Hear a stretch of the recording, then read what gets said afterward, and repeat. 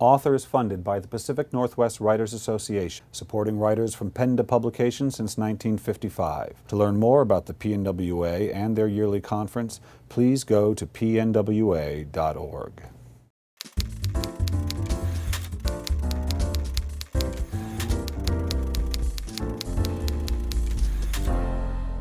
Hi, this is Jeff Ayers for Author Magazine, and I'm here today at the Pacific Northwest Writers Conference in SeaTac, Washington, with author James Rollins, whose new book is The Sixth Extinction. Jim, welcome. Thank you. So Jim, your novels... Yes, Jeff. Your novels are a mix of adventure, science, history. Why? Well, when I began writing, I didn't know what I wanted to write. I read, growing up, a wide different gamut of genres, from sci-fi to fantasy to historical stuff to anything that mysteries. So pretty much when I began writing, I wasn't quite even sure what I wanted to tackle. So my first novel was this, deep earth adventure, taking some characters, casting them 2 miles underneath the earth and throwing some monsters in shake. That was my detailed outline of that story. And so I always, loved science. I loved medicine. That's, the side that became the veterinarian. But there's also a side of me that also wanted to be an archaeologist. So this, the part of it that loves history, loves to blend that together. So I'm always looking for that piece of history that maybe ends in a question mark, or that bit of science that makes me go, what if?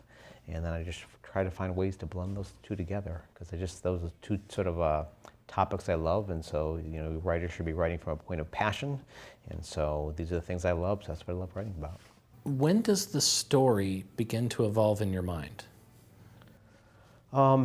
Usually it starts, again, it varies, everything starts different. I wish I had a method that I could, one of the worst questions I always hate to hear from somebody is, hey Jim, where do you get your ideas from? Don't know. Don't make me look at the process. I'm afraid it's going to evaporate and go away. Because it comes from different sources. I've always got my antenna up, but where that story starts from is different. My story, Amazonia, just started because I wanted to set a story in the Amazon jungle. No other reason. That was the reason the story started.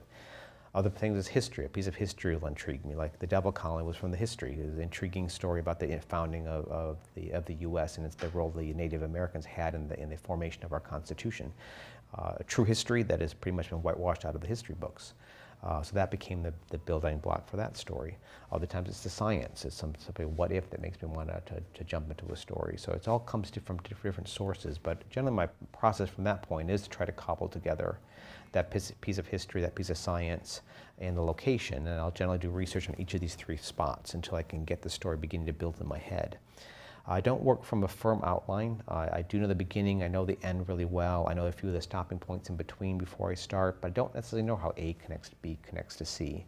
To me, one of the joys of writing is the discovery of how to get from A to B to C, which is very different from the collaborative process because, again, when you're working with somebody else, you need a roadmap. Otherwise, one writer's going this direction, you're going this direction, and you get lost. So that required having put a roadmap in place. So they're very different processes, but they're both equally enjoyable. So, high concept or character, what's more important to you? I think I would say it's equally. I mean, pretty much if you have a high concept and it's supported by unsympathetic characters, it's not going to work.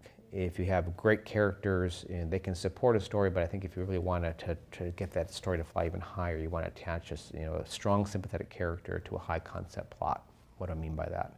High concept generally is if you can summarize and really tell the gist of your story within 25 words or less, you probably have a high concept. And the less words you can tell that story or describe that story, the higher the concept's going to be. Steve Elton wrote a book that I think did that really well. His book called Meg. And it's about a prehistoric shark similar to Jaws. But he very cleverly marketed it. He only had a 2-word way of describing his log line for that book, which was Jurassic Shark. So pretty much it's gonna be like Jurassic Park with sharks, with Jaws, with prehistoric. So just in 2 words, he's able to get that concept. So the sharper you can get that, the few words you can describe the story, the higher concept is. And sympathetic characters, I don't know if I have time to describe the 7 ways in which you can build sympathy, but if you go onto our website, jamesrollins.com, you go to the section that has about writing.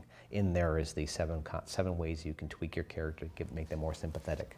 One of the things about Sigma Force I remember you told me in the past was you created sort of this group of people because then the idea was you could kill off some of them Right. and feel okay about it.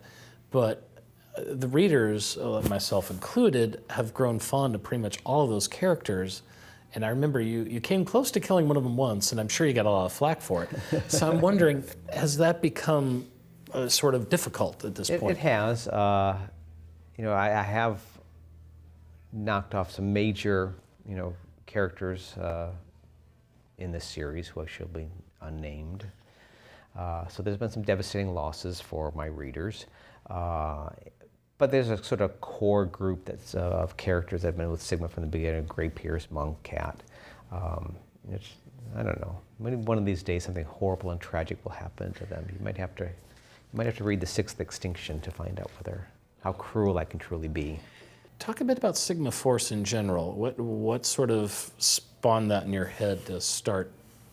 I think you said scientists with guns. Yes. For those that haven't read Sigma Force is a group of ex-Special Forces soldiers that have been retrained in different scientific disciplines. They were recruited by DARPA, the Defense Department's Research and Development Wing, basically to be as field operatives for DARPA. As you mentioned, basically just scientists with guns.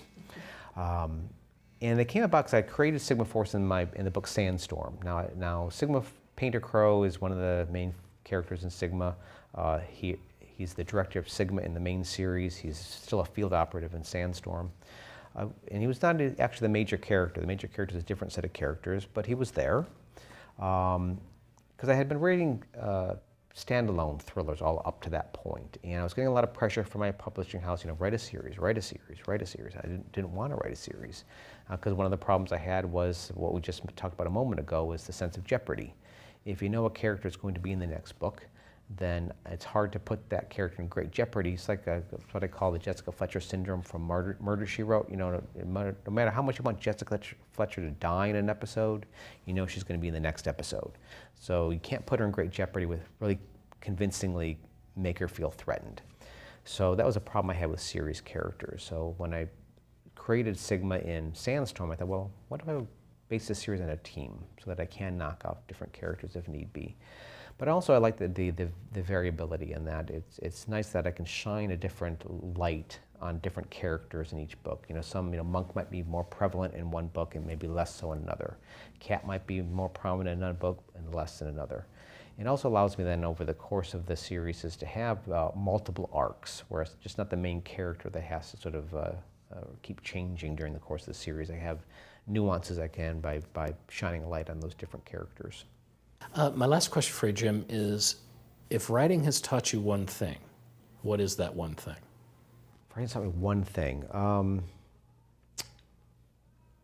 gosh, that's a hard thing because there's so many things that writing has taught me, and probably the biggest thing is just patience. Is that it's taken me a while, and I wouldn't say that's something I learned right away.